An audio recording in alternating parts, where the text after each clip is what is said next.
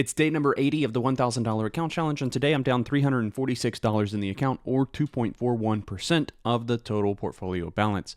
I took three trades. They were all losing trades, but the trade ideas were correct. It was just the timing this morning that was a bit off, so let's talk about it.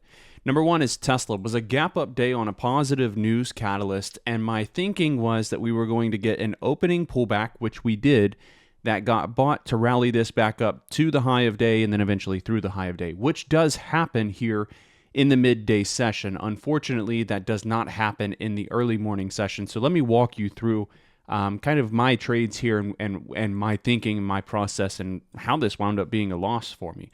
So we get the opening pullback, which is only 3 candles. I know it's not a lot, but at this time, it does break this recent downtrend trend line.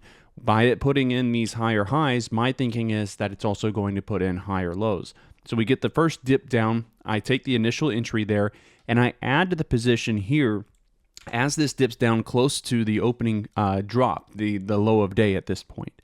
And we get the bounce as expected. Now, my thinking was this was going to continue to bounce and give us the rally to the high of day. So when I was up on this position on this bounce, which was about 10% at this time, I made the decision not to take the profits, and unfortunately, that did cost me, because the stock does pull back through the low of day here and breaks down before eventually reversing back up. So I cut the position as we got a new low of day, which in real time I believe was the right decision to make, because there was no guarantee that Tesla was going to give us a bounce continuation and run back up. This could have easily continued to sell down into the gap that it made this morning and filled that gap, and then we would have been in a really, really rough spot. So I lost about $250 on this trade. I believe percentage-wise, it was probably about a 30% loss. I had about $1,000 capital, so not a whole lot of capital put in on this trade, not a very big loss from a monetary standpoint. The percentage loss was larger, but that's because I was giving this room to work. And like I said, it was a green trade. I could have easily taken profits on this, but I made the decision not to do that at that time. The next one on the watch list was Meta. This was a short idea under $435, and this one got me twice before eventually working. So it was a short idea, right? We get the breakdown here initially in the opening move down, and then later on in the midday session, the move down. So the short idea again was correct. Just the timing this morning on the trades were a bit off. So the first entry that I took, it was a short idea below 435, but I realized the intraday resistance was actually up here at 436. So we had multiple rejections, rejection there, and all of this consolidation serves as a rejection there. So I made the decision to go short on this here with a stop loss placed at 436, because it offered me a trade where I had a very tight amount of risk and a potential for a high reward. So my risk off amount to the high of day looked like that. Potential reward down to, let's just say this most recent dip looked like that. Over double the amount of reward offered versus the amount of risk. So this trade, in theory, was worth it for me to take.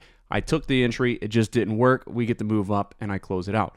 But then I tell everybody, wait a minute, this may just be faking out over 436, and we could go back in on Meta on a lower low.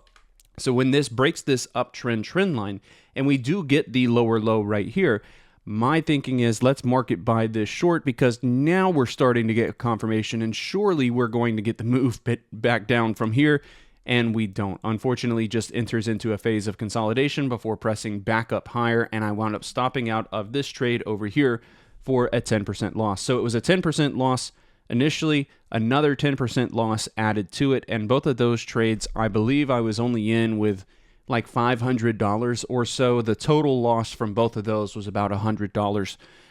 So that leads us to being down $346 in the account. Again, not terrible, not a big amount from a monetary standpoint, but it is 3 losing trades back to back to back, and I decided that after that happened, I was going to be done trading for the day. I didn't want to continue to take trades and continue to add to this loss.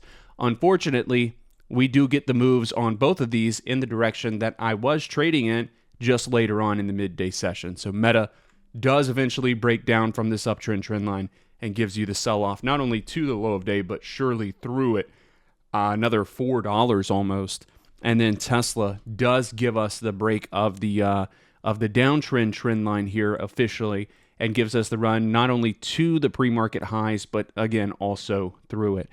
So tough to see that happen. You hate to go back and look at these and say, man, if I had just held, right? That's always it. Everybody says, if I had just held these positions, it would have worked out for me. In these situations, yes, that is true. If you had just held, they would have worked out. But in a lot of situations, that is not true. If you had just held, you wound up usually taking a larger loss than what you anticipate taking, and that becomes very hard to come back from. So to take a $346 loss overall on all three of those trades, it's not the end of the world, and it's not very difficult to come back from it. Even though these trades did work out later on, I would much rather take these little losses like this and be able to come back from them swiftly, rather than just hold on to one of these trades and let it turn into potentially a much, much, much larger loss. Okay, so little lesson there for you in normalizing these paper cut losses. It doesn't ever feel good to take a losing trade or to cut a trade or a position when it's not working. But I promise you that if you just not place the blame on the market and just say, look, this is a very matter-of-fact thing that happens. It's part of the game. It's part of the job. We will take losses, and be neutral about the situation. It makes it much easier to accept these smaller losses, and I promise you in the long term, that is what's going to be beneficial to you to help you grow your account. Press that like button for me if the video has helped you out. Thank you so much for your time in watching this video, this breakdown, and consider subscribing to the YouTube channel as well, as it's just the best way to support me and this type of work that I do. I will see you tomorrow when we continue the $1,000 account challenge. Cheers.